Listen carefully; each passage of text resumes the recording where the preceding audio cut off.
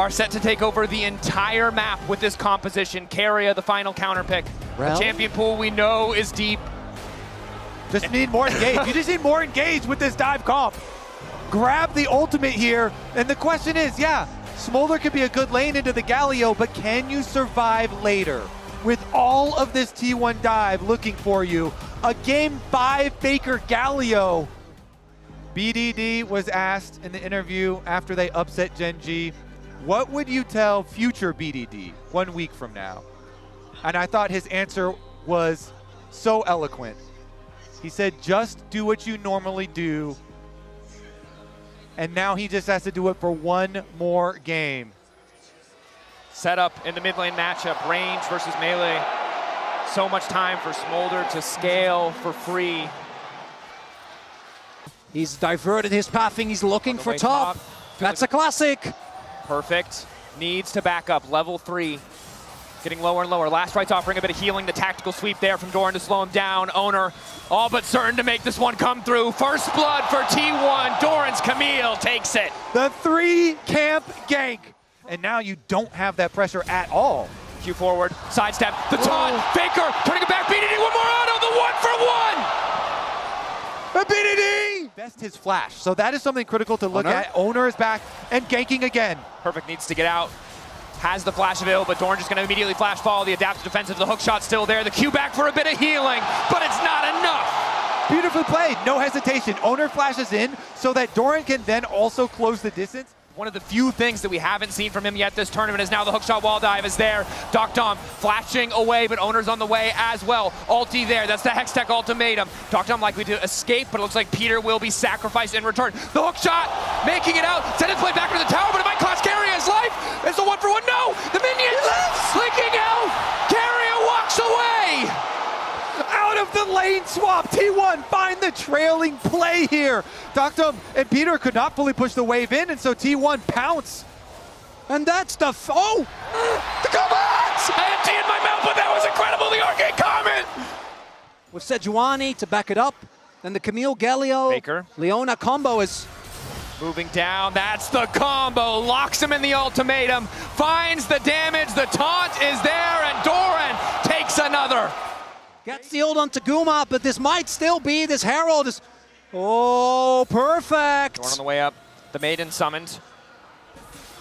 Doran though, he's got backup. Owner on the way in, locked once again in the ultimate of Doran, but perfect living for an extra second, the Q2 coming through just in time. KT want to punish, but they're a little bit too late. T1 might just be a little bit late here. Cuz desperately needs to smite.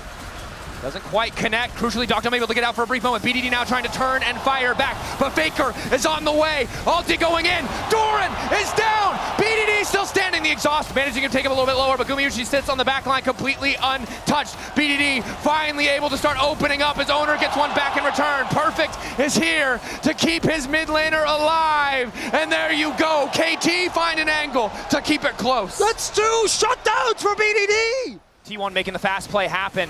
KT caught reeling, too far behind on tempo. Doran might have fallen in the previous play, but he is still damn powerful. Dom here. T1 pushing them back. It'll take a miracle for them to get this one out. Owner, Peter coming in for the lockup, but Owner manages to get the objective. The fight coming out. Fire rained over the wall by Gumayushi, and down goes Peter. BDD finally arrived. That's the ulti coming in the meantime. He needs a little bit more space. Dom, BDD untouched, but the front line has fallen. BDD, CC'd, knocked into the sky, and right back into the grave. T1, get Otacon, and ace KT. Brings it back.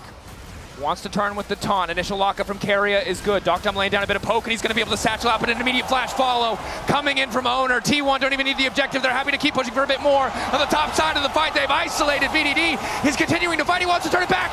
He gets the kill on Doran. Crucially, Faker falls. KT hold.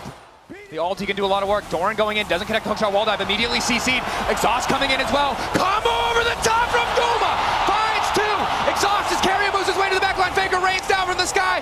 Locks up BDD and obliterates the hope for KT Rolster. The bullet time will end the time of KT here at Worlds as T1 will chase down Cuz and look for the Baron.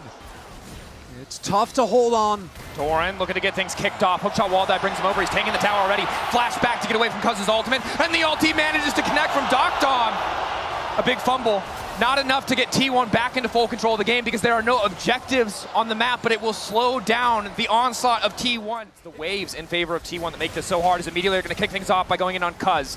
Taking away the Frost Armor passive. Lockdown from Carrier is there. TP in from Doran as well. Ulti's going across the board. BDD caught off the side. A good flash to take him out, and Guma has to be careful, but he's so damn fast. Owner, from BDD. He goes gold in an extra 2.5 seconds to consider what went wrong as T1 looks set to end it all. They're going to finish the job. It is Doran and Peter left alone in the mid lane, and T1 will ace them. T1 earning their legacy again and again and again. There can be no doubting it. 4 players on the Rift today making the impossible possible. Owner, Faker, Gumayushi, Carrier, and now Doran as well are world champions. And the disbelief on his face. A teammate that so many have praised over the long years.